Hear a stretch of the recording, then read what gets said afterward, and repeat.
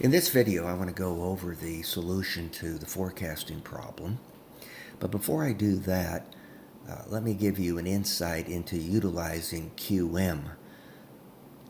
When you downloaded QM was created in a folder.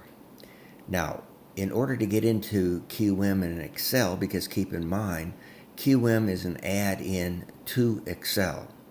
So, when you want to use QM, find that folder, open the folder, click on the QM. And when you do that, it will automatically add itself to Excel. And from there, you're in Excel, you can utilize QM.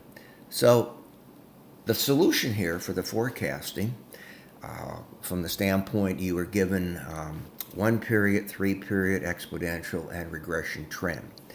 So you were given 4 potential models in order to forecast what the 10th period would be, or the 10th quarter. And as indicated in my previous video about going over forecasting or time series analysis, where of course time would be our independent variable, the model that one should select would be the one that had the least amount of error. And I indicated in that video that we will use the SE, or the standard error. So in regard to the models here, the potential models to forecast is that we had, as right here, we have the 1 period, number of periods, a naive moving average whereby we lag each of our values by 1, as you can see here in period 160. This particular model, 1 period, is we're going to lag 60, 62.75. We're lagging by 1, and that's simply our forecast. So when it comes down here, right, for the 9th period it's 65, the forecast for the 10th period, right here, would be 65 because we're lagging by 1. Now going back, okay, we want to find out which method to use, 1 period, 3 period, exponential, or regression trend, by way of the SE. So in this particular case, standard error is 1.92. Okay, so we would say, okay, 1.92. That becomes, you might say, our benchmark. We want to beat 1.92 to come up with a better forecasting model.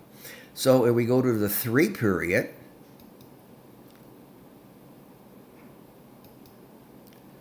3 period,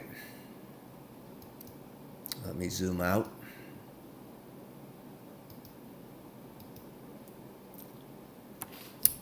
You can see we have 1.68.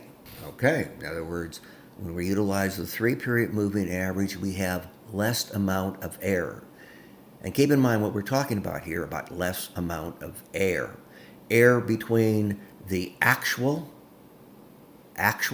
sales versus the forecast. So the 3 period is definitely better than the 1 period. And you can see here, QM is giving us, utilizing the 3 period, what that forecast would be for the 10th period or the 10th quarter, 64.17. Okay, so we're back, 1.68. Exponential.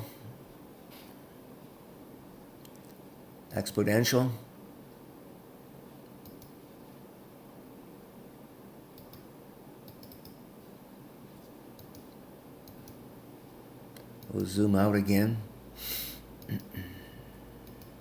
Okay, exponential.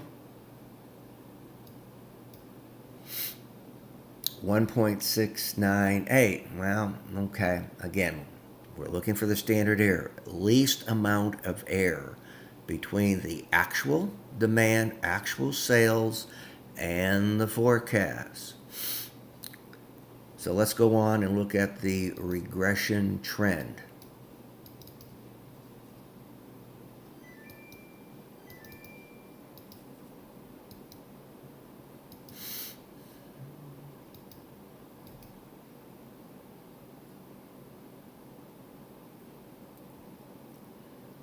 And you can see